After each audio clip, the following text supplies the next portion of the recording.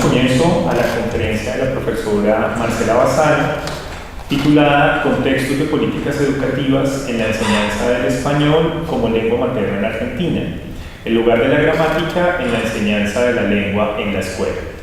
En términos generales, esta conferencia se enmarca en las reflexiones y los análisis que hemos venido haciendo dos grupos de investigación. Por un lado, de la línea de teoría del lenguaje y discursividad de la Cátedra de Discursividad Social que trabaja la profesora Marcela Bassano en la Universidad Nacional de Rosario en la Facultad de Psicología y de Lenguas de Argentina, y la línea de lenguaje, educación y diversidad del Instituto Caricuervo, que está centrada en comprensión etnográfica y antropológica de prácticas de lectura y escritura. Básicamente, la propuesta para la tarde de hoy es poder conversar con la profesora Marcela a partir de las experiencias de lo que han sido las reformas y los contextos de las políticas relacionadas con lectura, con escritura, con educación en Argentina, un poco también en clave de mirar no solamente qué aspectos han influido en las últimas décadas para comprender cuáles son los problemas que se presentan en la comprensión y la interpretación que los jóvenes y estas nuevas generaciones presentan para algunos manejos de textos, y por otro lado que podamos dialogar hasta qué punto hay algunas correlaciones con el contexto colombiano de las experiencias que tenemos. Entonces, a modo de presentación de Marcela, la profesora Marcela es profesora de enseñanza media y superior en letras y magíster en teoría lingüística y adquisición del lenguaje, ambos títulos obtenidos en la Facultad de Humanidades y Artes de la Universidad Nacional de Rosario. Tiene numerosos artículos y presentaciones en reuniones científicas en torno a la enseñanza del español como lengua materna. Se ha desempeñado como asesora asistente técnico-pedagógica del área de lengua del programa de capacitación docente, fortalecer la profesión docente, y como asesora pedagógica de los equipos técnicos de alfabetización, ambos del Ministerio de Educación de la provincia de Santa Fe. También como especialista y como asesora pedagógica del equipo del Proyecto Integral de Lectura y Escritura PROLI, de la Facultad de Humanidades y Artes de la Universidad de Rosario y del Ministerio de Educación de la Nación. Bueno, sin más preámbulos, Marcela. Bueno, gracias a Javier por la invitación para poder un poco empezar para plasmar esto que venimos trabajando con el equipo que integra Javier y Ana Constanza Rodríguez también. Yo hoy entonces les voy a hablar de lo que les dijo Javier, de cuáles fueron los derroteros por donde atravesó y sigue atravesando la enseñanza del español como lengua materna en la Argentina. Y yo creo que en este recorrido que voy a hacer me gustaría también que ustedes después compartamos algunas experiencias, porque yo creo que no son problemas distintos los que tenemos en torno a los aspectos que yo voy a trabajar en Argentina y en Colombia. Entonces, en este sentido, los problemas planteados actualmente en la enseñanza de la lengua en la escuela en la Argentina no son nuevos.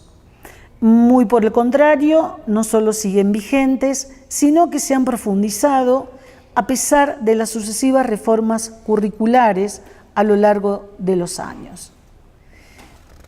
Creemos que quizá uno de los motivos fundamentales reside en el hecho de que año a año asistimos al desplazamiento de la gramática en las clases de lengua. Así, la enseñanza de la lengua en la escuela atraviesa quizá un momento difícil y crítico, y esa dificultad radica en lograr que los alumnos lean interpretativamente y escriban un texto acorde a la sintaxis del español. Me gustaría entonces esta tarde referirme, quizá a modo de disparador, para empezar a analizar algunas cuestiones, a una queja reiterada que, al menos en la Argentina, se escucha casi a diario, tanto en los maestros como en los profesores de enseñanza media.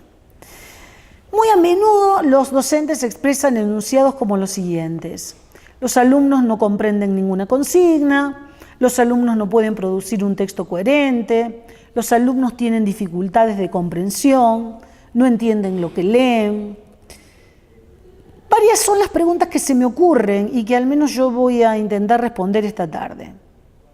Esas preguntas son, miren, ¿siempre presentaron los alumnos estas dificultades? ¿Cuándo y por qué comienza a escucharse esto? ¿Cómo se llegó a este estado de cosas? ¿Qué cosas podemos enseñar en las clases de lengua para superar estos lastres? Creo que quizá, como dije antes, uno de los motivos fundamentales reside en el hecho de que año tras año se ha desplazado la gramática en las clases de lengua en favor de una concepción textual. Yo sostengo que una concepción de tal naturaleza es insuficiente y voy a dedicarme a explicar por qué. Lo que se supone desde los fundamentos, esos fundamentos aparecen y están en las reformas curriculares, tanto de la provincia de Santa Fe, que es donde yo vivo, como en los diseños curriculares nacionales, es decir, tanto jurisdiccionales de cada provincia como nacionales. Entonces, lo que se supone desde los fundamentos que hacen a las sucesivas reformas curriculares para la enseñanza de la lengua en la escuela, que esto se ve a través de distintas resoluciones ministeriales, por supuesto, es que si el objetivo es formar sujetos competentes en español, hay que pensar a la misma colocándose en el modo de significancia de la lengua que la pone en relación con el mundo de referencias. Desde esta perspectiva se considera la gramática como un artefacto descriptivo con poco valor si no está incluida en o mirada desde los textos. Por lo tanto, se supone una dirección errónea en la enseñanza de la lengua, ir de los textos a la gramática y no, como debería ser, de la gramática a los textos. El error es justamente pensar que una gramática es eso. Pero entonces la pregunta ¿es eso la gramática? Yo me quiero detener, miren, en algunas citas que rescaté de dos prestigiosos lingüistas, que son Ignacio Bosque y Violeta de Monte. En una entrevista que se le realiza al doctor Ignacio Bosque en octubre del 2008 y que ustedes pueden encontrar en YouTube, él allí señala que a la gramática la llevamos puesta, esto es literal, porque llevamos puesto el idioma. Cito a Bosque. En esa entrevista Ignacio dice: el idioma está dentro de nosotros, porque el idioma es patrimonio del individuo y de la sociedad. Tenemos automatizada la gramática del mismo modo que automatizamos comer o respirar. A uno le sale decir algo, pero no es evidente que las cosas tengan que ser como son. Por ejemplo, en algunas lenguas los besos no se dan, sino que se hacen. Y lo que los lingüistas tenemos que hacer es profundizar en esas leyes misteriosas de explicar por qué las palabras van donde van, significan lo que significan y combinadas con otras nos hacen decir lo que queremos decir. Es por esto que Bosque piensa que se debe cambiar la manera de enseñar gramática. Él cree que se enseña demasiado mecánicamente y de un modo muy rutinario. Y al respecto dice: la gente piensa que la gramática está afuera. Por eso, si conseguimos transmitir a los jóvenes que está dentro de cada uno, lo que llega después pasa a ser estudiarse uno mismo y eso tiene mayor interés. Esta idea de Bosque acerca de que la gramática está dentro nuestro y no es un artefacto colocado fuera, que solo hay que describir mecánicamente, está también, miren, presente en las reflexiones de Violeta de Monte. Para de Monte, pero de Monte señala además la ineludible relación entre la gramática y los textos, no como universos excluyentes, concepción que sí subyace en los fundamentos tanto de la Ley Federal de Educación en la Argentina como de la Ley Nacional, sino complementarios. De Monte parte de una pregunta: Es cierto, como opinan autoridades educativas, profesores, numerosos especialistas, que la gramática es bastante innecesaria para los menesteres de la lengua. Y se propone revisar críticamente esta concepción, sosteniendo que suponer que la enseñanza de la lengua pasa por una alianza exclusiva con el conocimiento de textos y discursos, cito a De Monte, no es todo lo fácil ni viable que a primera vista podría aparecer. Estas palabras de De Monte entran en diálogo con los fundamentos de las currículas mencionadas al sostener que, cito a Violeta, es bastante frecuente que las políticas lingüístico-educativas que priman lo textual, discursivo frente a lo gramatical, consideren lo gramatical como reflexiones que pueden hacerse a partir de los textos, como principios que pueden inducirse, como actividades prácticas. Esa posición es a la vez escolástica. Cuando defina usted lo que es un texto literario, científico, administrativo o descriptivo, cuando sepa que en la conversación hay turnos, protagonistas implícitos y explícitos, cuando enumere los estilos, sabrá entonces la gramática de esos registros, por mera inducción. Mejor dicho, conocerá la lengua, pues de eso estamos hablando, de enseñar y aprender una lengua. Y más adelante también afirma, para usar y comprender la lengua, para poder comunicarse con ella y mediante ella, y entender, aunque sea precariamente, sus ocultos secretos, para producir y entender textos, en suma, no viene nada mal saber gramática. O dicho de otro modo, más allá del vocabulario y estructura, los textos, esos trozos de lengua construidos conforme a criterios lingüísticos, pero sometidos además a restricciones de conexión y coherencia, a requisitos de enlace interoracionales, son, precisamente por todo ello, relaciones adecuadas entre significados, entre palabras o piezas léxicas, recurso a construcciones establecidas, actos de habla felices o infelices, modalidades que se entrecruzan, maneras de construir y distribuir tópicos, mezcla de dialectos y registros diferenciables mediante recursos lingüísticos, polifonía, conexiones no solo esperables, sino también posibles entre párrafos. Si bien estos fenómenos corresponden a la lengua, se siguen de la gramática, puesto que son parte del magma que resulta de nuestro propio conocimiento lingüístico acerca de nuestra propia lengua, por una parte, pero también del pensamiento, las intenciones, los sistemas conceptuales construidos entre la cultura y el propio aparato cognitivo, el condicionamiento social. Y esto es así, creo yo, porque ambos se encuentran en interfaz, es decir, si la facultad del lenguaje está relacionada con esos otros sistemas de cognición, de alguna manera estará restringida por ellos y tendrá que satisfacer las condiciones que ellos impongan. Por lo tanto, es evidente que existen corredores fluidos entre la gramática y los textos, y tanto es así que, y vuelvo acá a citar a De Monte, el hecho de que los textos se construyan con material lingüístico y el hecho de que el material lingüístico se articule conforme a principios de la gramática, hacen, sin embargo, que haya una zona donde los principios gramaticales y los principios discursivo-textuales se acomodan entre sí. La escuela en la Argentina, sin embargo, no ha tenido en cuenta en las sucesivas reformas curriculares las enseñanzas de Bosque y de Monte. Pero tampoco ha considerado la visión de prestigiosos lingüistas como Amada Alonso o Ana María Barrenechea a la hora de determinar qué enseñar en las clases de lengua.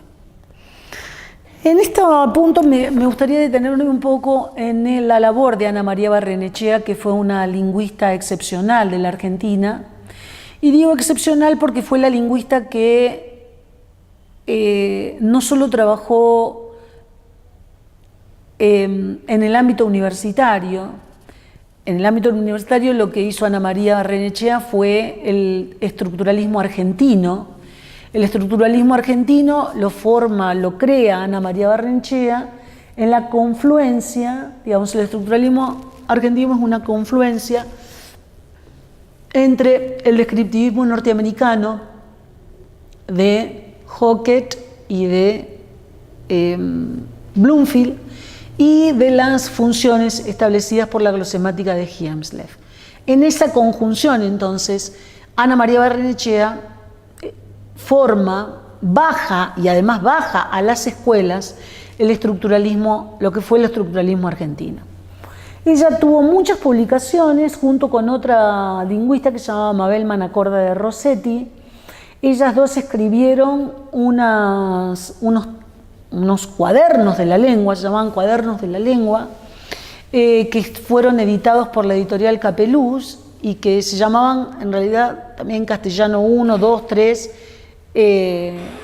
destinados a la escuela secundaria.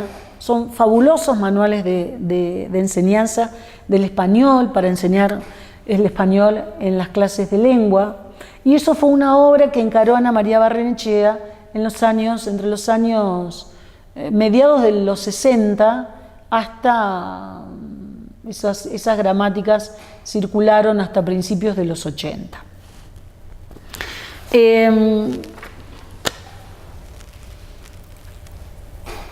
Entonces, les decía esto, que la enseñanza de la lengua en la Argentina no tomó las enseñanzas de Bosque de Demonte, no las sigue tomando, pero tampoco esto, ni las de Amado Alonso, ni las de Ana María Barrenechea.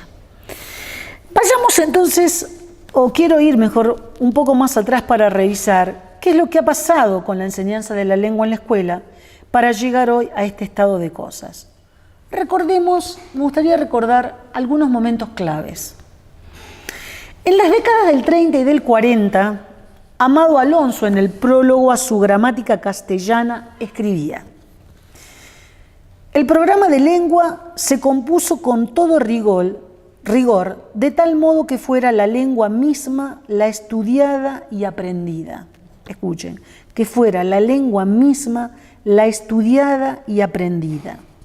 Eso especificando a los profesores qué clase de ejercicios se tenían que hacer y cómo. La enseñanza se orientó entonces hacia la misma finalidad práctica, de manera que lo aprendido por los alumnos sirviera para el mayor y mejor dominio de la lengua materna. En esta tradición de Amado Alonso se formaron mis padres, hijos de inmigrantes italianos que apenas balbuceaban el español como mis abuelos, inmersos en una cotidianeidad sumamente desfavorable que no solo los obligaba a trabajar y estudiar desde muy pequeños, sino también a completar, en el mejor de los casos, la educación primaria, como fue el caso de mis padres, por ejemplo. Sin embargo, pese a transitar su escolarización en ese marco, nuestros padres no tienen ni tenían errores de ortografía, leían en los más variados soportes textuales, libros, diarios, revistas, prospectos, instructivos y, lo que es aún más notorio, sin dificultades de comprensión. ¿Cómo se explica esto?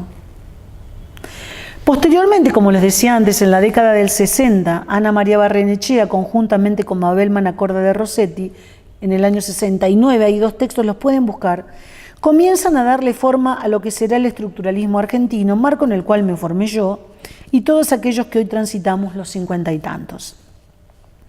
A su vez, Lacoy y Rossetti, en el año 62, escriben también los extraordinarios manuales de lengua para la escuela media, editados también por la editorial Capeluz, con el que muchos de nosotros aprendimos en la escuela. Si uno lee detenidamente el índice de esos manuales, verá que allí se concede una especial atención a la enseñanza de la gramática del español, fundamentalmente al desarrollo y descripción del modo en el que funciona la sintaxis de nuestra propia lengua. Huelga decir que los estudiantes que cursamos la escuela media en aquellas décadas tampoco presentábamos las deficiencias en los mecanismos de comprensión y producción sobre los que tanto insisten hoy los docentes. Nuevamente me pregunto, ¿cómo se explica esto? Y yo creo que se explica por acá. Hay un objetivo que está presente tanto en Amado Alonso como en Barrenechea como una condición indispensable e ineludible para formar estudiantes con un sólido y exhaustivo conocimiento de su lengua materna. La necesidad de enseñar gramática, de hacer hincapié en los ejes que atraviesan a la lengua cuando se la piensa en términos de su funcionamiento interno, en aquello que la hace idéntica a sí misma, es decir, en aquellos aspectos que hacen que el español sea español. Sin embargo, si bien uno de los logros más productivos del estructuralismo argentino consistió en lo que recién mencionábamos, el hecho de concebir a la gramática como una maquinaria solamente descriptiva que ponderaba el conocimiento lingüístico, no en términos de reflexión sobre las estructuras de su propia lengua, sino según la mayor o menor habilidad de un estudiante para enumerar las distintas funciones que cumplían las palabras en una oración, constituyó en la Argentina uno de los lastres mayores, no de la teoría estructuralista, porque en realidad el estructuralismo como modelo teórico siempre fue consciente de los alcances de su objeto de estudio, sino, cosa muy diferente, que me gustaría que después ustedes me relataran un poco las experiencias en Colombia, sino cosa muy diferente de la transposición didáctica del estructuralismo argentino a partir de los 80 a la escuela media. Así, la versión estructuralista que comenzó a circular en los 80 en los manuales de lengua destinados a los alumnos atendió a la habilidad o destreza de un alumno en lo que hacía a la descripción casi mecánica de secuencias y estructuras oracionales unas tras otras. Se pensó entonces que cuantas más oraciones simples y compuestas, cuantas más incrustaciones lograran reconocer y describir nuestros alumnos, casi irreflexivamente, diríamos, más dominarían el sistema lingüístico del español. El error fue pensar, y se sigue pensando de ese modo, eso es lo más dramático, que una gramática es solo eso, olvidando que, y me parece oportuno citar aquí nuevamente a Bosque, cito a Bosque, el estudio de la gramática no se agota en el hecho de identificar unidades, sino también de conocer su funcionamiento. Sin embargo, raramente se fomentan entre los estudiantes de gramática actitudes como las indicadas. Esta es una de las diferencias que han separado más claramente la enseñanza de la gramática de la de las otras disciplinas, la que existe entre conocer las unidades y comprender y prever su combinatoria en las múltiples situaciones en que actúan en relación unas con otras, y al mismo tiempo ser capaces de deducir ese funcionamiento de los principios generales que articulan todo el sistema. Y esta no es en absoluto, dice Bosque, una particularidad del sistema gramatical, sino más bien una propiedad de cualquier sistema que funcione de acuerdo con principios generales. Es fundamental establecer claramente las unidades, los elementos con los que se opera, pero en ningún sistema puede decirse que la descripción detallada de esas unidades constituya por sí sola el análisis del sistema mismo. Es esta concepción de gramática como una maquinaria descriptiva la que inspiraron las sucesivas reformas educativas en la Argentina. Nuestros alumnos dominarán el sistema de su propia lengua conociendo solo los aspectos comunicacionales, textuales y pragmáticos, es decir, todos aquellos aspectos que piensan a la lengua y al lenguaje en relación con el sistema de representaciones sociales de un sujeto. Es decir, lo que se supone, y aún hoy, yo le digo, en todas las currículas, es que cuando un niño ingresa a la escolaridad primaria, sabe hablar español. Muy bien. Por lo tanto, eso significa que conoce la gramática del español. El error es pensar que sabe escribir la gramática del español, digamos, porque el sistema de escritura es muy distinto a esas estructuras que uno conoce desde la oralidad. Entonces, como se da por supuesto que saben el sistema lingüístico del español, entonces se pasa por alto la enseñanza de la gramática y directamente se comienza desde, les diría, en todos los años de escolarización, desde la escuela primaria hasta el fin del secundario, con abordajes teóricos ayornados que tienen que ver con perspectivas eminentemente comunicacionales y pragmáticas.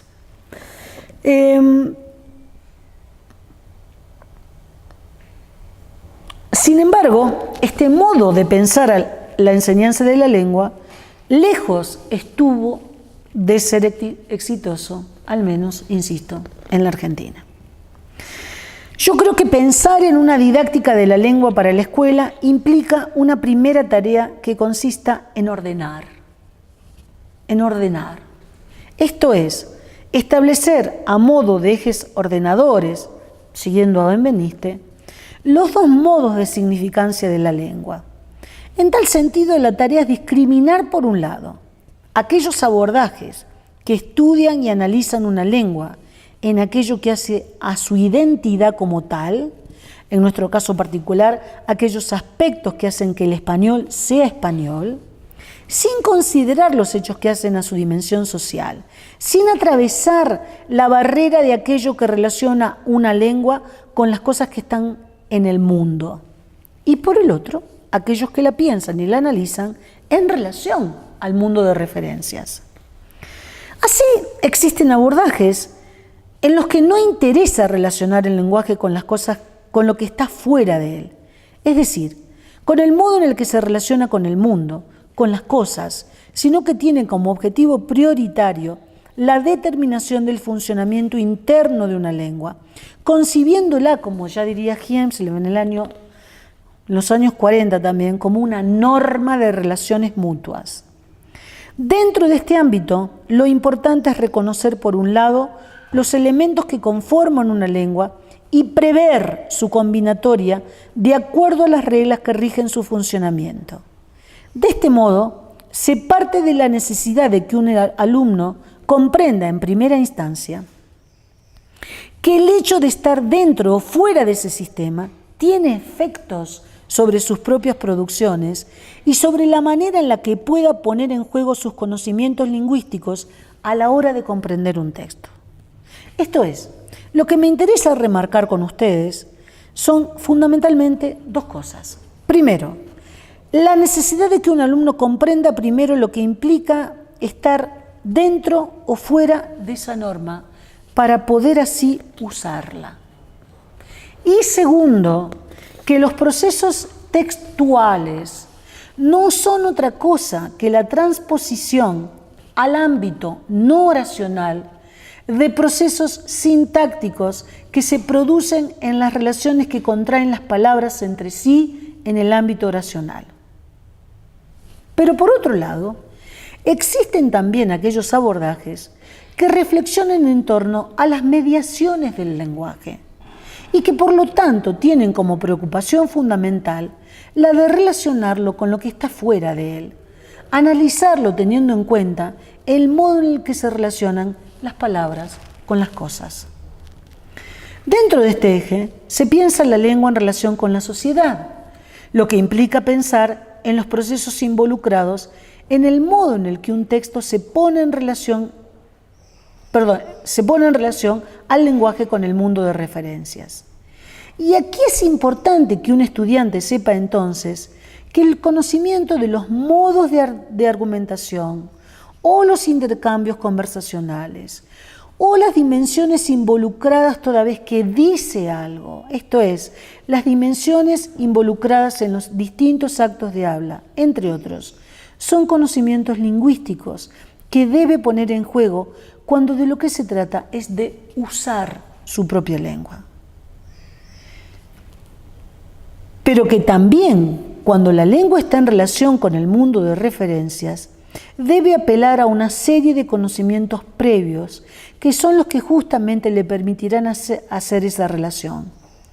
Por último, es imprescindible que sepa que comprender un texto implica funcionalizar estos conocimientos junto con, y quizá en primera instancia, los involucrados cuando de lo que se trata es de conocer el funcionamiento interno de una lengua. De este modo, Estos dos ejes determinan, de algún modo, las disciplinas involucradas en la enseñanza de la lengua. Si nuestras preocupaciones giran en torno a superar dificultades de nuestros estudiantes relacionadas con el desconocimiento del sistema lingüístico, dificultad que obviamente tendrá efectos con el desconocimiento del sistema lingüístico, que tendrá efectos sobre sus capacidades de comprensión, lectora y producción de textos, nuestra tarea como docentes consistirá en desarrollar aquellos aspectos involucrados en el orden semiótico de significancia de la lengua, orden en el que se ubica, entre otros, la enseñanza de la gramática.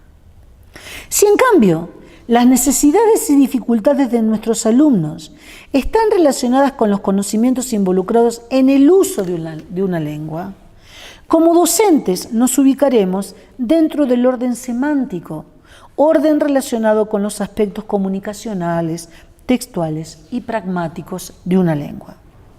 Lo importante a tener en cuenta para la enseñanza de la lengua en la escuela es que ambos órdenes no deben pensarse como excluyentes. Si bien cada uno de ellos tiene un lugar propio en el sentido de que poseen modos de operación y representación que les son característicos y privativos a cada uno de ellos, cada uno es el necesario complemento del otro si nuestro objetivo es formar sujetos competentes en el conocimiento de su propia lengua. Y por competentes entendemos sujetos capaces de comprender tanto los aspectos gramaticales como pragmáticos y textuales de su propia lengua. Así, el diagnóstico al que yo hacía referencia al comienzo de esta charla, en torno a la imposibilidad de comprensión, interpretación y producción de un texto, atribuido al hecho de que aquello que no comprenden los alumnos son los procesos comunicativos y textuales, es errónea, en tanto supone que la reflexión sobre la propia lengua atañe a un solo orden, aquel en el que la lengua se relaciona con el mundo. Yo parto del supuesto de que en la enseñanza de la lengua es indispensable partir de la gramática, es decir, del conocimiento del sistema lingüístico. Así, a la vez que todos los seres humanos aprendemos reglas de la gramática de nuestra lengua, vamos también adquiriendo una serie de conocimientos de tipo pragmático referidos al uso efectivo del lenguaje de acuerdo con los objetivos y las situaciones. Así, frente al punto de vista gramatical, que solo debe ocuparse de analizar los aspectos formales y constitutivos del sistema lingüístico, la perspectiva pragmática se caracteriza por tomar en consideración los elementos y factores extralingüísticos que determinan en grados diversos el uso y la interpretación de las secuencias gramaticales. Por lo tanto, los conocimientos gramaticales y pragmáticos no deben pensarse como excluyentes. Por el contrario, insisto, si el objetivo es formar estudiantes que conozcan su lengua materna, es necesario enseñar, en primer lugar, a reflexionar sobre el sistema lingüístico de la propia lengua, y es aquí en donde tiene su lugar la gramática. A partir del dominio de este conocimiento, un sujeto podrá entonces reflexionar acerca de los procesos que intervienen en el uso. Y es aquí en donde encuentran su lugar, en relación de complementariedad, los conocimientos de orden pragmático, comunicacionales y textuales. Quizá la frase de De Monte sea un buen principio conductor para la enseñanza de la lengua, principio que debiera tenerse en cuenta a la hora de diseñar reformas educativas en el área de lengua. Decía De Monte, la gramática, pues, es una cómoda ventana para mirar los textos. Vuelvo a pensar aquí en mis padres, pero sobre todas las cosas, esta vez, en los maestros de mis padres.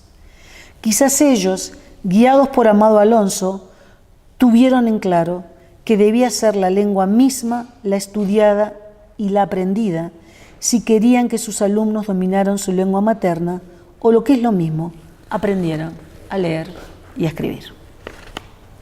Bueno, yo no quiero, no es que no quería decir nada más, no me quería extender demasiado más en estas reflexiones, porque sí que me gustaría que compartiéramos, si ustedes son docentes, o desde su postura si son docentes, o desde su posicionamiento si cómo ha transcurrido la escolaridad de ustedes primaria y secundaria aquí en Colombia, si encuentran algunos puntos de similitud, de confluencia o no con esto que acabo de decir, que es lo que sucedió y que, digamos, que hubo una época floreciente en la escuela, en la enseñanza de la lengua materna en la escuela, que fue hasta los años 70 y pico. Luego, cuando comenzaron las reformas educativas, a partir de los 80 y pico, todo se volvió bastante caótico y llegamos a este estado de situación en el que yo, por ejemplo, que yo doy clases en 2 facultades, en Psicología y en Humanidades. En Psicología recibo alumnos de primer año que quieren estudiar, que quieren ser psicólogos y que tienen terribles problemas. No pueden escribir un texto, cuando tienen que escribir un parcial, y bueno, y lo mismo, aunque parezca irrisorio, me pasa también en letras, y eso que son alumnos que han elegido estudiar letras. Bueno, quisiera, no sé, compartir con ustedes algunas experiencias.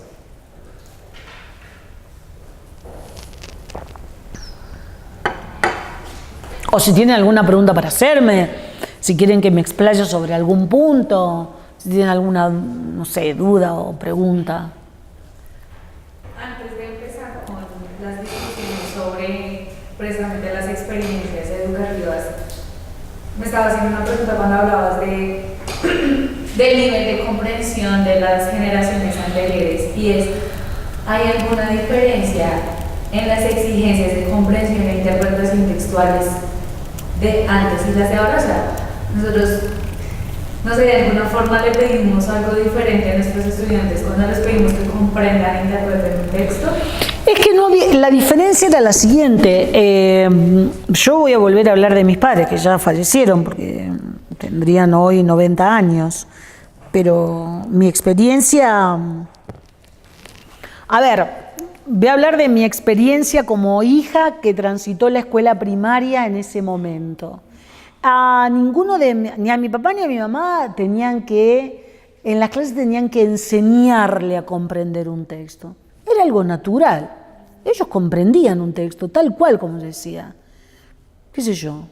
Mi madre, por ejemplo, como muchas madres de esa época, era una gran lectora, digamos, una consumidora apasionada de textos, leía todo el tiempo y solo cursó su escuela primaria y nunca jamás vino con una pregunta. Mi papá era un gran lector de diarios, no le gustaba leer novelas, en otros soportes, pero sí que era un gran lector de diarios. Pero ni tampoco cuando yo fui más grande vinieron a preguntarme, no comprendo qué quiere decir esto, jamás, nunca. Estaba como naturalizado. Pero yo creo que estaba naturalizado por esto, porque ellos sabían muy bien cómo funcionaba su lengua, digamos, sabían escribir muy bien en su propia lengua. Es decir, no es que hayan cambiado las exigencias. Yo no recuerdo que las maestras normales tampoco, ya no de hace tanto tiempo atrás, pero que las maestras normales, digo normalistas porque estudiaban en escuelas en las que al cabo de haber terminado su 5º año se recibían directamente de maestras. Estoy hablando, bueno, de maestras que hoy ya no ejercen más, porque también de tener 70 años, qué sé yo, 80 años. Eso después se terminó con estas sucesivas reformas. Entonces, bueno, y si hablo de mi propia experiencia,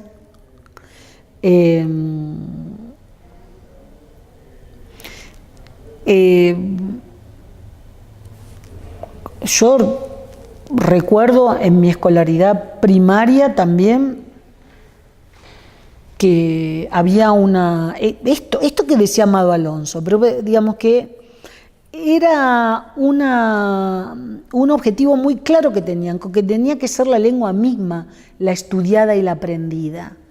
El disparador no era un texto, es decir, el disparador no era un texto. El disparador era primero, digamos, unas clases de, bueno, a ver, ¿por qué hay una diferencia? Primero con lo que son las categorías, digamos, bueno, después como eso se podía pensar en empezar a armar oraciones y demás. Y bueno, y después en alguna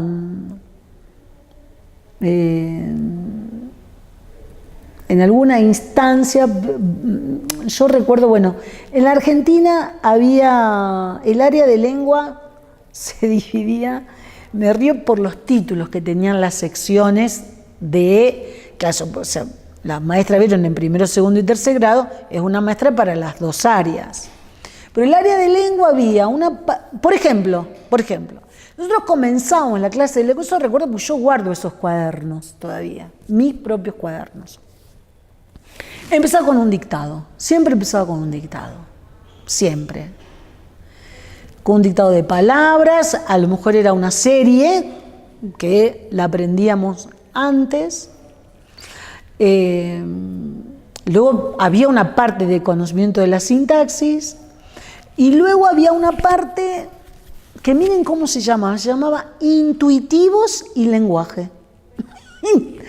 Entonces ahí era un poco reflexionar en torno a la propia lengua.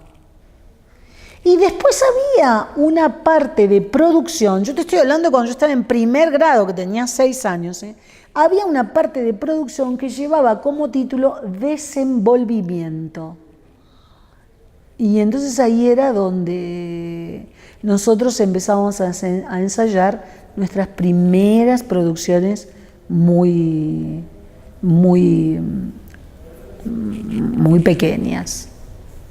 Pero a lo mejor también era distinto, porque eso a lo mejor a veces se hacía a partir de la visita a un parque, de la visita, no sé, a un jardín botánico, a un zoológico. Entonces veníamos y hacíamos una actividad, o con motivo de alguna fecha patria, digamos. Es decir, no es que cambiaron las exigencias, porque lo que yo ahora veo en la Argentina, lo que sucede es esto: vos das prácticamente lo mismo, das siempre los mismos temas, y siempre das temas que tienen que ver con lo textual. No sé cómo será, si es exactamente igual. Porque además, por eso digo, a ver, a lo mejor hoy un estudiante del colegio secundario, por ejemplo, reconoce con bastante habilidad o destreza lo que es una anáfora, lo que es una catáfora y demás. Pero vos le preguntás después, ¿qué clase de palabras? Esas no saben distinguir un sustantivo de un verbo, por ejemplo. O saben recitar muy bien en qué consiste un procedimiento de cohesión o coherencia. Pero, digamos, eso no hace que escriban bien. Quiere decir que entonces hay que empezar a pensar un poco de otro modo, digamos. Pero yo lo que creo es esto, porque lo que decía, que no es que el estructuralismo argentino sea un artefacto descriptivo que no sirve para nada, sino que en la Argentina, a partir de los 80, la transposición didáctica del estructuralismo fue horrible en los manuales. Hay manuales horribles. Quieren consultarlos. El manual de la editorial Santillana en Argentina es horrible. Y es el que más se vende, por ejemplo. Y es horrible. Horrible porque además hay errores teóricos. Entonces, bueno, en esa transposición didáctica en la que en los manuales aparece que en realidad la gramática para lo único que sirve es para describir estructuras, con lo cual además la clase de lengua era sumamente aburrida, digamos, porque parecía eso, una carrera, una competencia para ver cómo se describían cada vez más estructuras. No había demasiada reflexión en torno a eso, porque se veía, digamos, la gramática como algo que está fuera. Por eso yo tomé esas citas tan interesantes de Bosque. Uno lleva la gramática puesta, la llevas puesta. Y yo creo que la llevaban puesta las generaciones anteriores, la llevaban puesta. Y como la llevaban puesta, era natural leer en cualquier soporte. A ver, qué sé yo. Yo recuerdo que mi papá, por eso digo, solo leía el diario. También solo he hecho la escuela primaria. Tenía una caligrafía perfecta, no tenía errores de ortografía y escribía unas cartas maravillosas. Entonces, y bueno, y coincidentemente era la época en la que esta que yo he citado, digamos.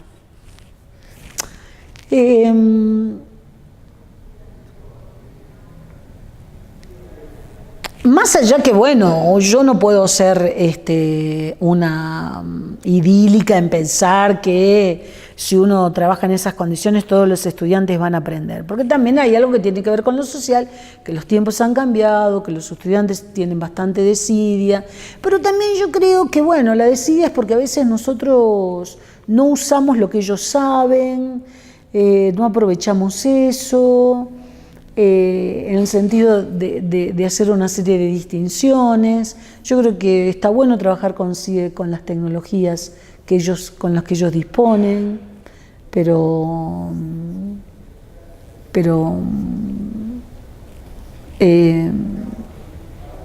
me parece que es importante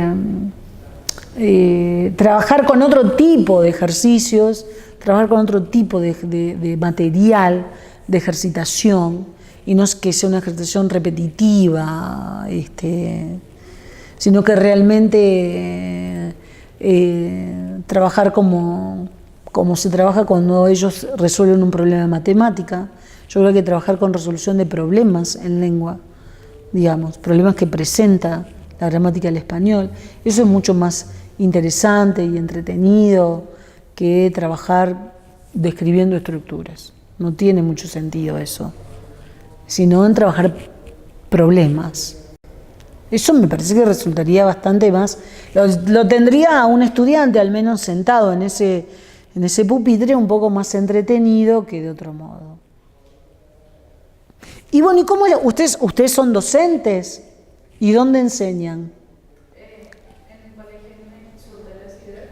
Es que estaba pensando precisamente, o sea, este tema ha sido un inconveniente académico muy interesante para mí, porque no solamente soy docente, sino soy jefa de área. Eso quiere decir que debo estar pendiente de la progresión del plan de estudios desde los más pequeños hasta los más grandes. Porque la escuela es primaria y secundaria. Sí, exacto. Ah. Y siempre he estado en choque, porque en la universidad nos decían, el metalenguaje nos enseña a los niños, un niño no necesita saber qué es un verbo, qué es un adjetivo. Y yo decía, ¿cómo no? Por Dios. ¿Cómo no?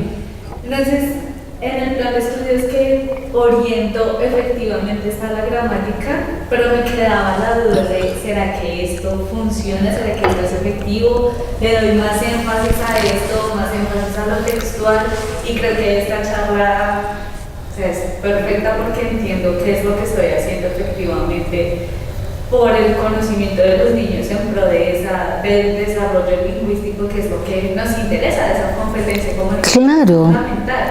Y ahora entiendo efectivamente que el metalenguaje sí es necesario en la escuela, que sí es necesario que un niño identifique los elementos lingüísticos para que pueda describir cómo funcionan las lenguas. Claro, y que pues, pueda prever su combinatoria, y que pueda prever. Porque también lo que hay que enseñar es que el sistema de cualquier lengua, tiene un carácter predictivo. Hay combinaciones que son posibles y hay otras que no son posibles. ¿Eso por qué no le va a interesar a un chico? Seguro eso le interesa a un niño. Algo pasa, porque un niño cuando empieza a los 6 años su escolaridad, todas esas cosas le interesan un montón.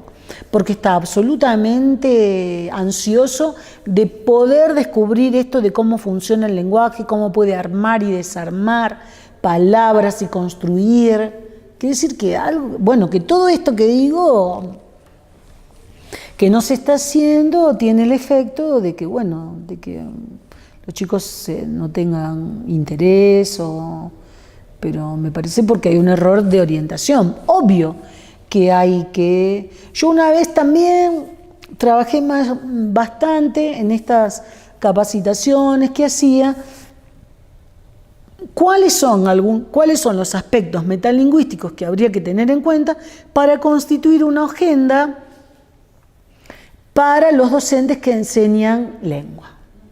Eso para los institutos del profesorado, a ver, esto, por ejemplo esto, que es tan sencillo. A ver, primero hay una tarea que tiene que ver con ordenar.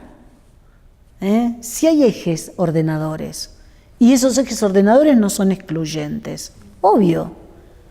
Entonces, y más ahora, en donde un poco veníamos hablando hoy con los colegas, esto de que es tan difícil que un estudiante, pero por el marco en el que está viviendo, acate reglas, leyes, sepa que hay que puede transgredir, pero que la transgresión tiene sus efectos. Muy bien, en la lengua hay que enseñar que también está eso. Por eso digo, no es lo mismo estar dentro o afuera de ese sistema de relaciones mutuas. No es lo mismo.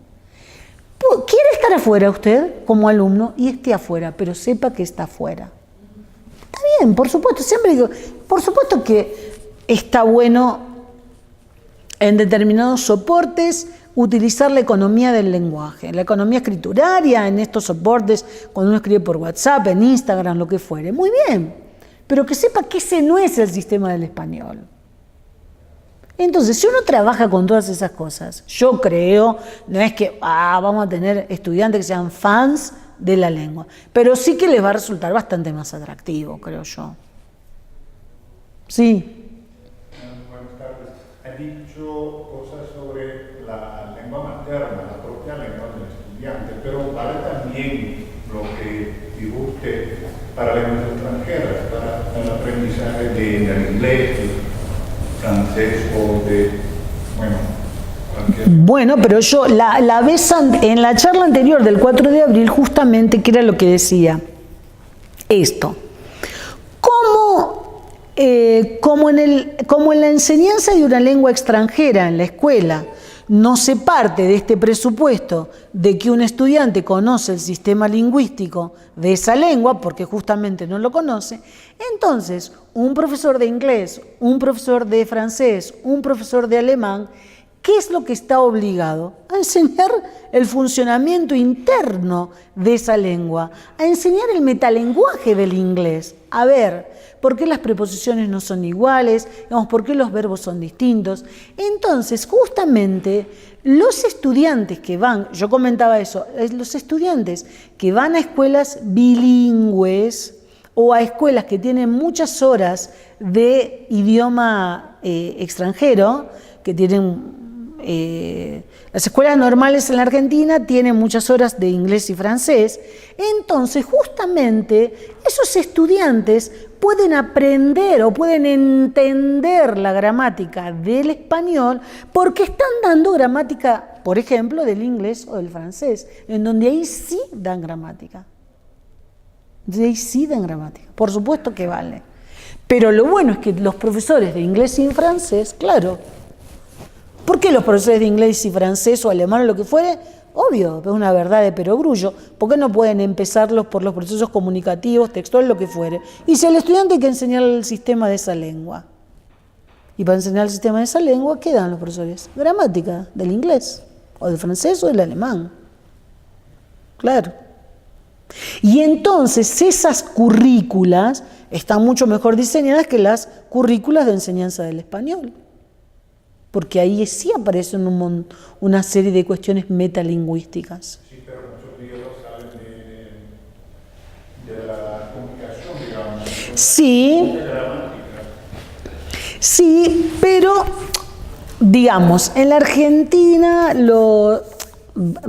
depende depende cuál sea el objetivo o el alumno. Si uno trabaja en los institutos de inglés o francés, en donde cualquier chico va a aprender inglés además de español, eso sí, los textos tienen también digamos, una vertiente comunicativa, digamos, del uso. Porque lo importante es que alguien hable. O lo mismo si uno toma un curso porque quiere irse a Inglaterra y no sabe inglés, bueno, en 2 o 3 meses la cuestión que tiene que ver con lo comunicativo y lo textual. Pero sin embargo, yo insisto,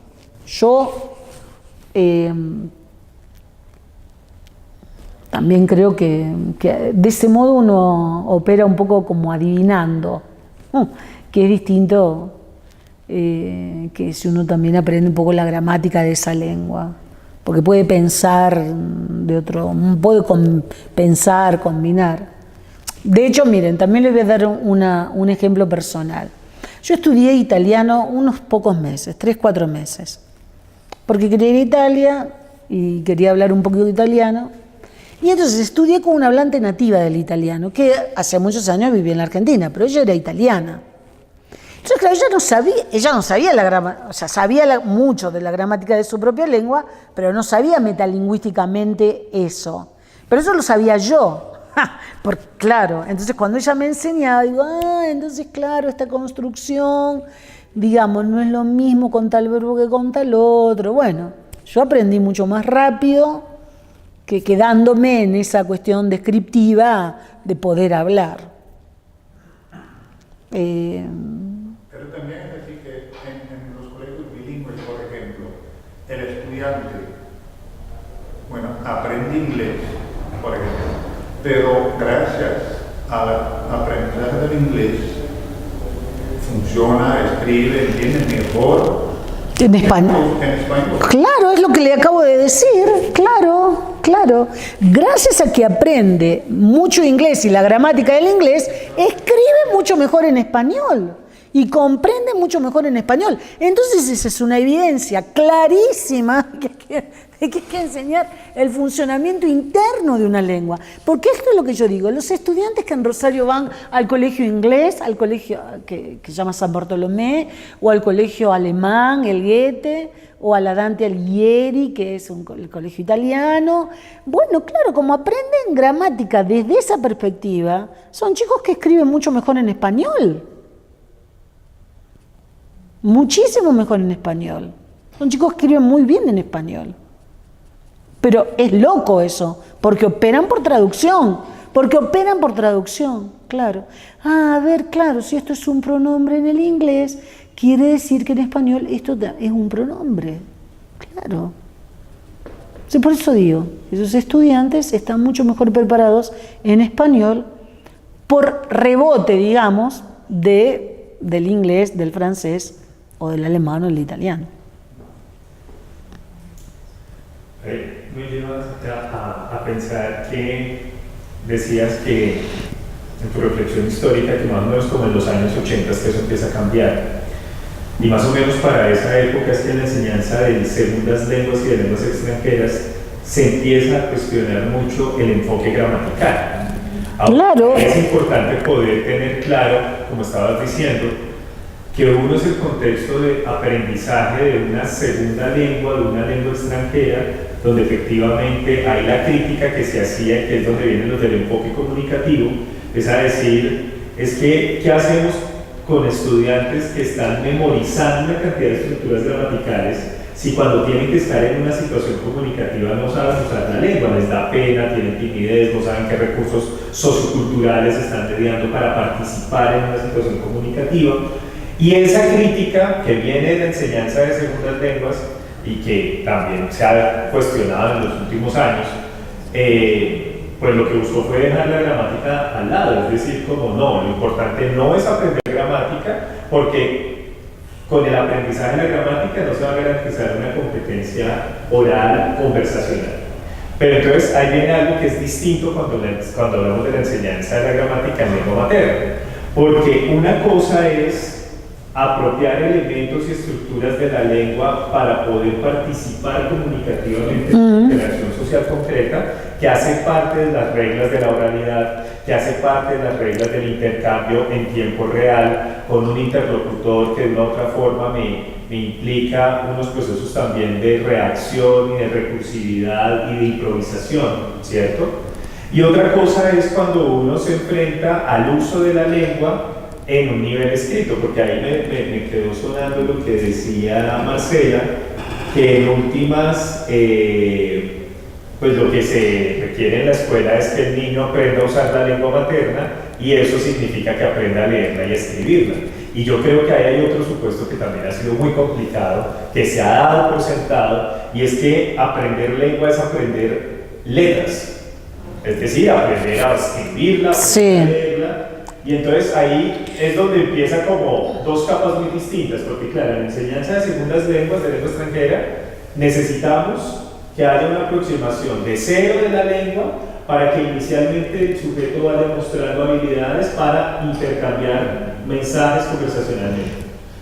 Pero intercambiar con mensajes, establecer una conversación en un nivel básico, digamos, en una interacción en un restaurante, digamos que con un fin turístico, por ejemplo. No iguala las necesidades y las complejidades en términos cognitivos, si se quiere, de lo que supondría la escritura y la lectura, que en este caso, a diferencia de lenguas extranjeras, inicialmente es decodificar textos funcionales, sencillos, como anuncios, algunas expresiones, algo que le permita ubicarse al sujeto rápidamente, y no necesariamente construir textos de tipo narrativo, de tipo descriptivo, que además están sujetos a una evaluación académica.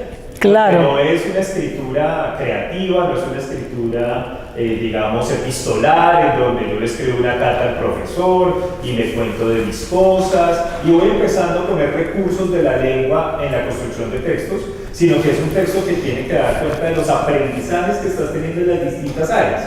Y eso hace que el texto ya tenga una complejidad diferente, además de obviar que, como se parte de que es la lengua materna, entonces ya él maneja los elementos gramaticales, y además no entendemos es por qué no construye textos cuando ya debería saberlos usar. O sea, me parece que hay esa crítica que viene, por ejemplo, de las lenguas extranjeras, se recoge un poco o se empieza a equiparar para la enseñanza de lengua materna, se empieza a hablar mucho también de competencia comunicativa, se empieza a hablar de que lo importante en lengua materna es que el sujeto sea competente a nivel comunicativo. Y al principio hay elementos de la oralidad, entonces la idea es que pueda establecer una conversación, pero ahí sí los elementos gramaticales están aún más desdibujados, y más aún con un nivel de complejidad más alto, porque lo que se le está exigiendo al estudiante es que construya textos que le exigen además un ejercicio no solo metalingüístico, sino metacognitivo.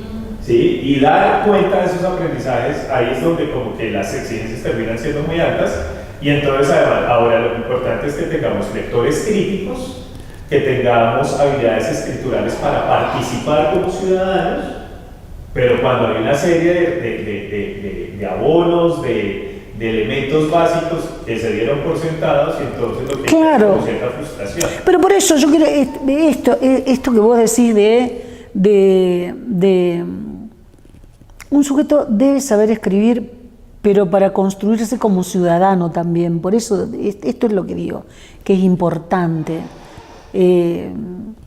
porque nosotros vivimos, es decir, los intercambios comunicativos y demás son sumamente importantes, y de hecho siempre digo lo mismo, un sujeto oralmente, obvio que sabe su propia lengua, entonces oralmente la produce perfectamente, no comete errores en la oralidad, pero sí los comete en la escritura. Entonces, bueno, hay que enseñarles a escribir, pero no solamente pensando en que, bueno, en que ese sujeto va a terminar la escolaridad y va a ingresar a la universidad y... No. Para esto, para poder escribir, dejarle una nota en su casa a alguien y que ese alguien la pueda entender, no sé, para poder escribir, por eso, mensajes cotidianos, diría yo, y en infinidad de soportes. Y bueno, y para eso tienen que saber escribir en su propia lengua. Pero por eso digo, bueno, seguro que también son importantes estos intercambios comunicativos, más en contextos de pobreza. Eso también hay que tenerlo en cuenta. Por ejemplo, en la Argentina, cuando yo trabajaba en esas asesorías pedagógicas, bueno, era muy, por ejemplo, en la escuela, antes de la escolaridad primaria, En el jardín de infantes, en el preescolar, era muy importante enseñarle a un niño los intercambios conversacionales, comunicativos, porque bueno, no sé acá, pero en contextos de pobreza extrema en la Argentina llegan chicos que a veces no saben que tienen que pedir la palabra para hablar, no saben que hay intercambios comunicativos. Tampoco llegan a la escuela también sin saber que tienen que saludar, por ejemplo, o que hay que pedir la palabra, porque son padres que no les hablan a esos chicos, por ejemplo. Eso sucede. Bueno, por eso es lo que planteo. No son excluyentes los dominios, pero lo que creo es que un docente lo que urge es que tenga en claro eso, que lo tenga en claro, esos ordenadores, porque si no las cosas se convierten en un caos. El docente no sabe qué es lo que tiene que enseñar y cuando enseña determinado contenido, porque se le impone una currícula, no sabe para qué, ni cómo, ni qué es lo que quiere con eso.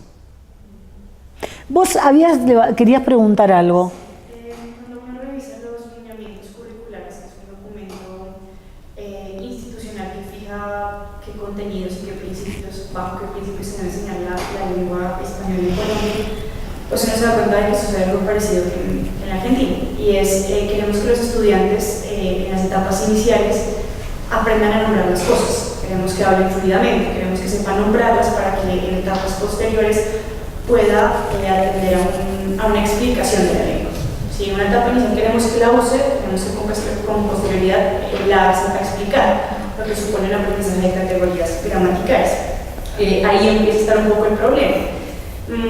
Pero es que el problema empieza, discúlpame, ahora continúas, que usarla, la sabe usar. Sí, llega a la escuela sabiéndola usar, usarla la usa, oralmente, sí. Y sin embargo el perfeccionamiento de nuestra lengua oral termina por ser apoyada por los adultos, ¿no? Yo sé que no se dice rompido sino roto, y eso lo sé porque una persona mayor que ya conoce la lengua y la usa mejor que yo me lo ha dicho. Uno pensaría, ¿es posible lo mismo con la lengua escrita? ¿No? Si cometo los mismos errores, porque una persona mayor, en este caso un docente, puede orientarme a que esos errores no se cometan. Sobre todo, pienso yo, cuando esos errores del nivel sintáctico pasan al nivel semántico. Claro. Cuando yo reviso qué problemas de redundancia, de doble sentido, es que me doy cuenta de que tiene un uso, una categoría gramatical determinada. Cuando tú hablabas del uso de la anáfora, me sucedió justamente hoy, una compañera estaba utilizar ese recurso y no conocía o no podía describir ese recurso, a pesar de que lo quería usar. Cuando le expliqué, dijo, ahora entiendo, y ya sé por qué debo utilizar X con importancia gramatical y no otro. Entonces, cuando uno encuentra esos fallos, es que se da cuenta de que es importante reconocer la categoría gramatical y es importante reflexionar sobre ella. Claro. Creo que el fallo es un punto clave para pensar y decir, parece que tengo que reflexionar para escribir, leer o hablar mejor en español. Y una segunda cosa que quería mencionar es que, de acuerdo con otros documentos posteriores, por ejemplo, los derechos básicos de aprendizaje, se da uno cuenta de que parece estarse privilegiando la tipología textual. En Argentina igual. La superestructura, entonces quiero que sepa cómo es un texto lírico, cómo es un texto informativo, pero me despreocupo un poco de la microestructura textual, porque justamente quizá por, no sé, la corriente generativista piensa uno que eso ya está dado y que el estudiante tiene toda una estructura gramatical en la cabeza, lo que puede ser cierto, ¿no? Es que es cierto, pero no quiere decir que eso lo sepan escribir. No quiere decir que eso lo sepan escribir. Exacto, entonces me parece que últimamente ha primado esto y el estudiante no puede, sin embargo, escribir todo un texto informativo a pesar de conocer la forma, si no sabe escribir una oración. Pero además, no sé cómo será acá, pero por ejemplo en la Argentina, yo también trabajé mucho en la escuela. Yo trabajé, no solo en el asesoramiento, pero yo trabajé muchos años, muchísimos, cuando digo muchísimos, como 20, en un instituto privado era, pero que preparábamos chicos que tenían que rendir un ingreso bastante difícil, tanto en lengua como en matemática, para entrar a 2 colegios universitarios que hay en Rosario, que dependen de la universidad, no del Ministerio de Santa Fe, sino de la universidad.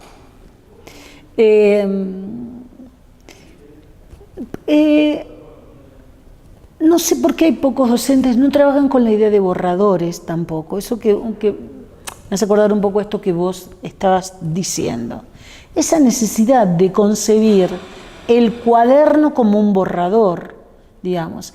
Es decir, y el hecho de que un escrito, así sea un escrito pequeño, no sale de primera. Digamos, entonces hoy también por una cuestión de tiempo, de apuro, lo que fuere, pero la maestra debe, digamos, volver a retomar esto del espacio del cuaderno como un espacio de borrador, es decir, hay que corregir y volver a corregir, y eso uno ¿dónde lo aprende? Por obligación. Cuando tiene que escribir en la universidad después algún paper o algo, a ver, volver sobre el texto. ¿Ustedes han visto alguna escuela primaria o secundaria que haga que un estudiante, que un alumno, así sea de tercer grado, que esté escribiendo sus primeros fragmentos, vuelvan sobre ese texto y vuelvan a la corrección y lo corrijan otra vez? Pero para eso, bueno, y eso es posible porque es posible ¿cuándo? Cuando uno lo que está enseñando es sintaxis, fíjate, a ver, este régimen no es así, ¿por qué está mal escrito esto? Esto es así porque tu lengua es así. Pero entonces yo he hecho muchas experiencias interesantes trabajando con borrador, es decir, con eso, de que hay que reescribir y volver a escribir y reescribir. Pero hay muy pocos docentes que trabajan así. Es cierto, bueno, a veces hay condiciones que no son las ideales, son cursos que son bastante numerosos,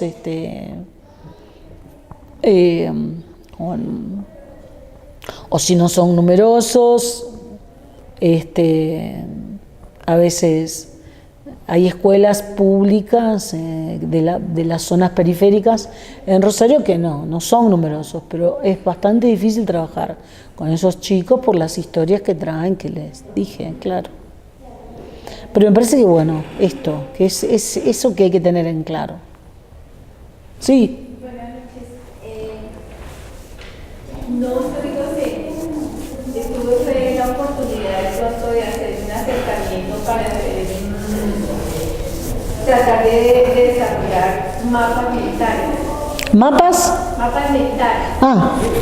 Entonces empecé a identificar pues, la dificultad de lo que usted cita de que era un caos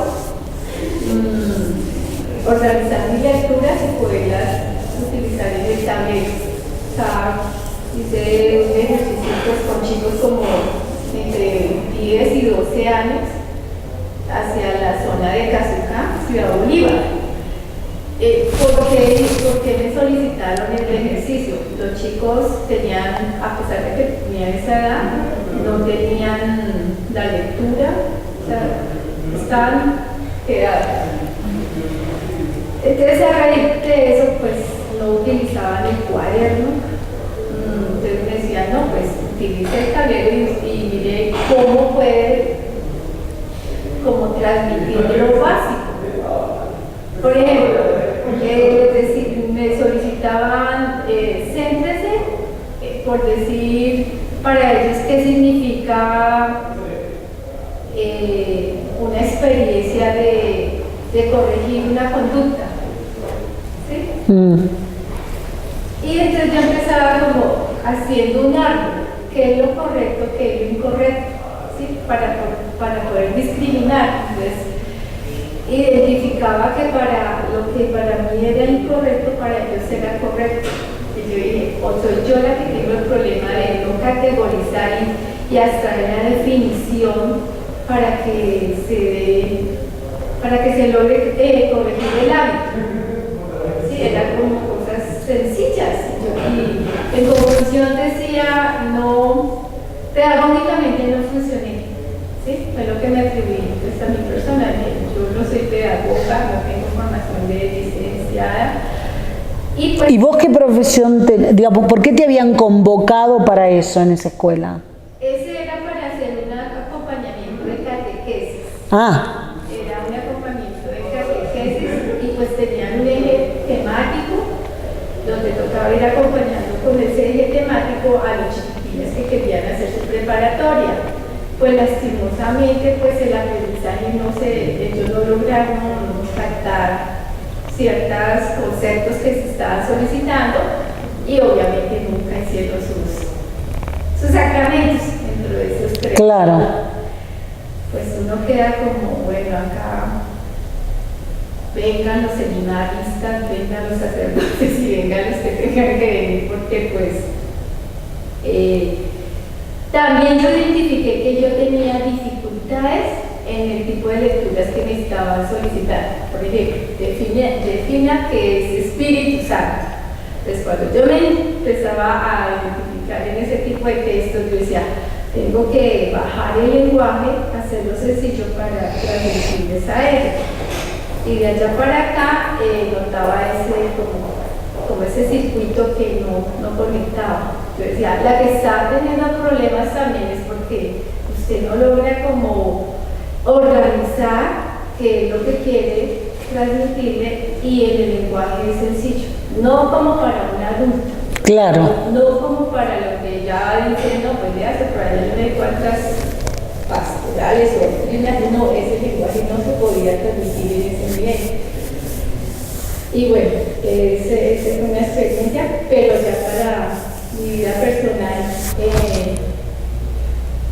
yo cuando estoy leyendo tengo, no sé si será un mentilla, la tendencia de hacer el árbol y empezar a organizar como la lectura, pero sacando ramas. No sé, yo no puedo escribir texto. No puedo escribir texto. Y cuando ya, bueno, me dicen haga un barrido de X autores y ahora presente como la similitudes de X autores, se me dificulta. Yo te voy a decir algo con una, digamos, una opinión personal, pero que también compartida por muchos colegas. Yo no estoy de acuerdo con los mapas, allá se llaman mapas conceptuales. Y hubo una corriente durante mucho tiempo, ahora hay muchos que también, entonces que les enseñan a los alumnos, tanto de primaria como de secundaria, a hacer los famosos mapas conceptuales a partir de los textos. Yo creo y estoy convencida, también hablaba un poco de eso la vez anterior, es que hay que hacer lecturas anotadas y no mapas conceptuales.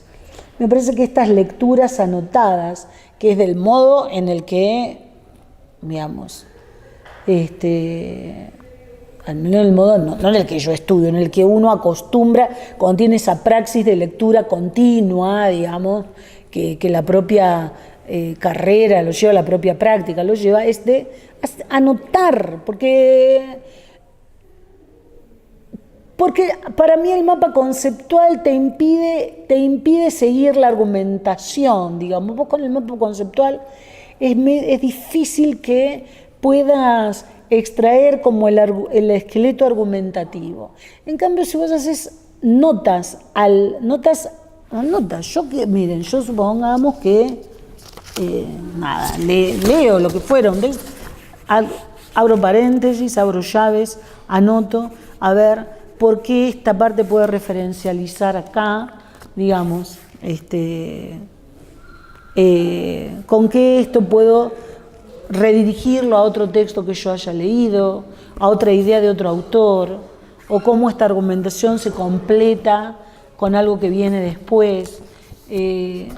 Me parece que eso es bastante más productivo que hacer un mapa Nunca me sirvieron a mí como estudiante, ni tampoco me dio mucho resultado el enseñar con mapas conceptuales.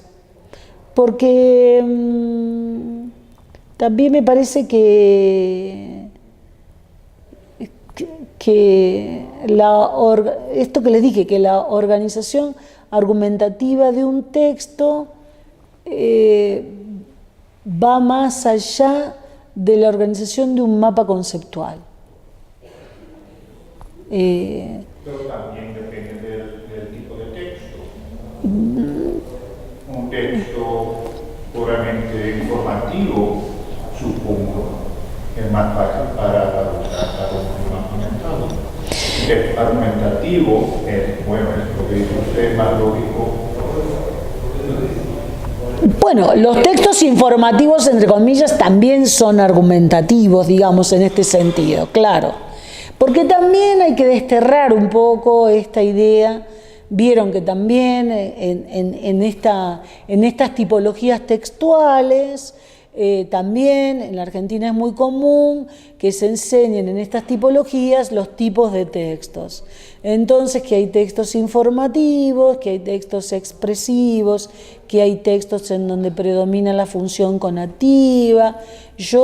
Digamos, también hay que enseñarle a un estudiante que cuando uno está en el universo del lenguaje no existen los textos informativos. Es decir, esto de que, ¿en qué sentido? Le voy a aclarar. En el que el texto informativo es, ¿cómo se caracteriza? Los textos informativos se caracterizan por su objetividad. Eso es una falacia. No hay textos informativos que se caractericen por su subjetividad, por su objetividad. Hasta el informe meteorológico es subjetivo. ¿Por qué? Porque si no, el informe meteorológico sería algo así como una Biblia y se daría en un 100% lo que dice el informe meteorológico. En el informe meteorológico, un meteorólogo interpreta un mapa, una información satelital, digamos. No hay textos objetivos. ¿Por qué? Porque cuando uno está en el terreno del lenguaje, está atravesado subjetivamente por ese lenguaje. Entonces, esto que hay soportes que son informativos. El diario es un texto informativo. El diario es un texto informativo objetivo. O esto que muchos dicen desde el sentido común o desde,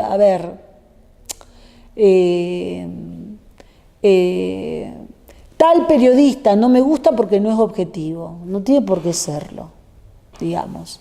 Las noticias no son objetivas. Hay un viejo texto de Verón de los años 80 que se llama Construir el acontecimiento.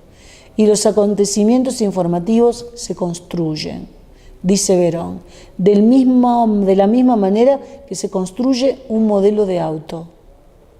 Así como hay distintos modelos que saca una fábrica como Chevrolet, hay distintos modelos de los acontecimientos, que cada cual construye de acuerdo, a una serie de determinaciones ideológicas, pero eso está impregnado porque eso es el lenguaje, porque si uno confiara, por ejemplo, cuando a nosotros nos llegan los reportes o lo que fuera de la guerra en Siria, de los atentados, uno que recibe de eso, ¿el hecho? No. Uno recibe el relato de ese hecho realizado por un periodista. Eso ya está mediatizado. Es decir, es como dice Verón, Eliseo Verón, que dice: no es que yo creo en el hecho y por eso creo en esa noticia. Es decir, es al revés. Yo creo en algo porque lo que creo es en el discurso montado y representado para hablar de determinado hecho. En ese sentido yo creo que todo eso hay que enseñar y que en ese sentido me parece que un mapa conceptual es un tanto empobrecedor de cualquier tipo de texto. Así sea, insisto, un texto, entre comillas, puramente informativo.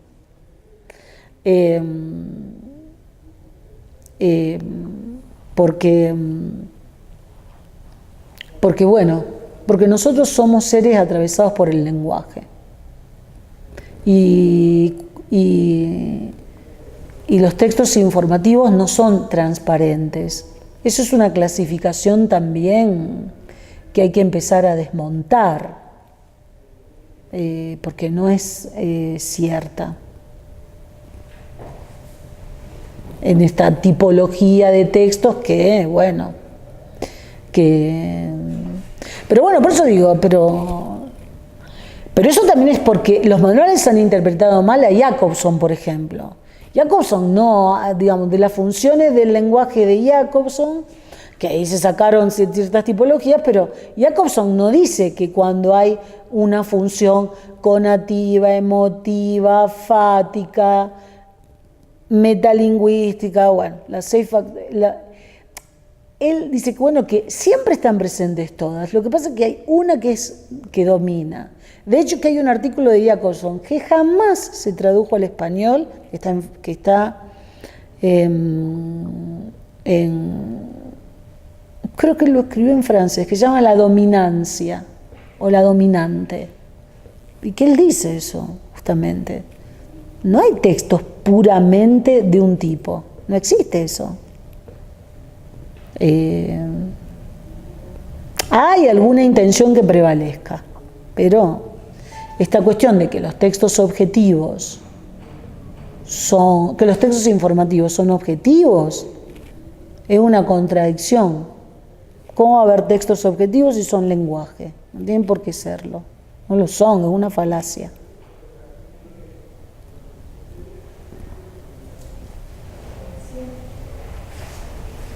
Yo creo que a partir de lo que mencionas como de esa importancia que tiene la gramática en el aprendizaje de la lengua materna, en este caso de la lectura y la escritura de la lengua materna, hay dos cosas que a mí me generan un ruido porque siento que han sido transformaciones sociales que están incidiendo en cambios frente a cómo entender ese lugar de la gramática en el uso de la lengua. Por un lado está esta relación con el tema pues como de los cambios en las formas de relacionamiento social. Es decir, que de una u otra forma una crítica que se hizo también a nivel educativo fue cómo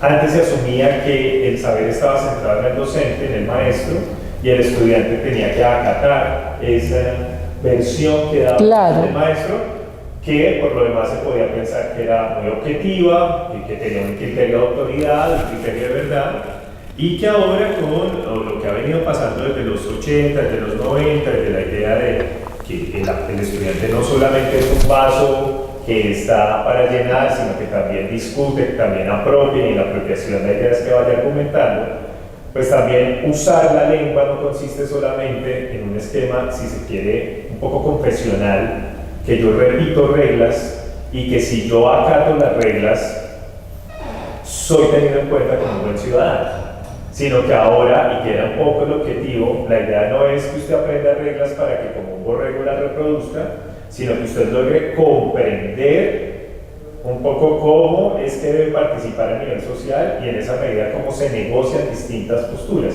Y ahí es donde yo siento que se ha desdibujado mucho, o sea, que se culpó a la gramática de ser un conocimiento supremamente técnico, de un conocimiento que no necesariamente le estaba dando herramientas a la persona para poder participar no solo comunicativamente, sino ciudadanamente. Pero por otro lado, entonces, entender esto que estás diciendo, por ejemplo, que los discursos son subjetivos, que son intencionados, que es donde entra la pragmática, que es donde entra todo este tema de las funciones del lenguaje, ¿sí? De una u otra forma, supone sí tener un conocimiento de la gramática, pero también para ponerla en función. O sea, creo que el problema claro, para ponerla en función. No claro. es sacar la gramática, sino cómo entender, un poco el ejemplo que estaban dando ahorita de la anáfora, ¿sí? Cómo entender unos recursos, pero para ponerlos en acción con otras lógicas que ahora están centradas, y que ese ha sido otro cambio, que antes la sociedad estaba más centrada en una lógica de deberes, entonces usted debe aprender, debe asumir, debe acatar, debe hacer las cosas dentro de un solo parámetro, para pasar a un lenguaje más de derechos. Pues no hablamos acá en Colombia de derechos básicos de aprendizaje, en donde se supone que el sujeto es el que aprende, apropia, ¿sí? Pero también en esa lógica de sujeto de derechos tiene que ser una garantía para que esta persona o este sujeto tenga los mínimos para poder tener una calidad de vida y una existencia. Sin embargo, eso no supone no reconocer lo que decías, los tipos de normas, en este caso lingüísticas, gramaticales, y la utilidad que tienen para llegar a ese otro nivel pragmático, para llegar a ese nivel de participación, que es en donde se esperaría que cada vez fueran mucho más fuertes las competencias o las habilidades, no solo lectoras y escritoras, sino también comunicativas e interaccionales. Claro. Pero lo que se hizo fue dejar la gramática por fuera. Sí, esto que digo, digamos, ponerla en un extremo y decir, bueno, esto no sirve, hay que dar lo otro. Y no decir, bueno, ¿cómo no? Son complementarios esos dos órdenes. Son complementarios. Pero además eso lo han dicho, qué sé yo, Van Benista me lo dijo muy bien en ese artículo, se llama Forma y sentido en el lenguaje, y que decía, bueno, Saussure llegó hasta un lugar que tenía que ver con su propio objetivo, determinar el funcionamiento interno de una lengua. Muy bien. Ahora hay que ver cómo se construye el sentido, digamos. No hay solo una teoría de las formas. Una teoría de las formas, dice Van Benista, remite a universos determinados, digamos, que tienen que ver esto, con el funcionamiento, con ver las cosas en términos de propiedades. Ahora bien, ir más allá es trabajar en la lengua como una actividad y como productora de sentidos. Entonces, bueno, pero por eso su artículo se llama Forma y sentido en el lenguaje. Y también escribe algo muy similar en un artículo que se llama Semiología de la lengua. Esto no es nuevo, lo que pasa es que creo que la formación de los profesorados en la Argentina es bastante deficiente, porque los profesores que dictan clases en los profesorados no entran por concurso, vale muy poco para ir ascendiendo y consiguiendo más horas. Las capacitaciones que hagan, no, si las da el ministerio valen, si las hacen fuera del ministerio no valen demasiado, es decir, si las imparte la universidad o si hicieran una maestría, una especialización, es bastante complicado, digamos. Y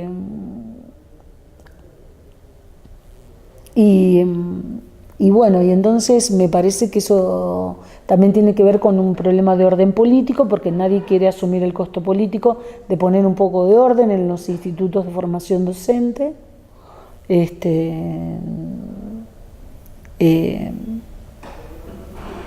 Y bueno, nadie quiere ahí hacer esto, de que los profesores que entren, al igual que los profesores en la universidad, rindan un concurso y que paulatinamente también vayan presentando una bibliografía actualizada de sus programas, por ejemplo, qué sé yo. No pasa eso. Eso es bastante complicado.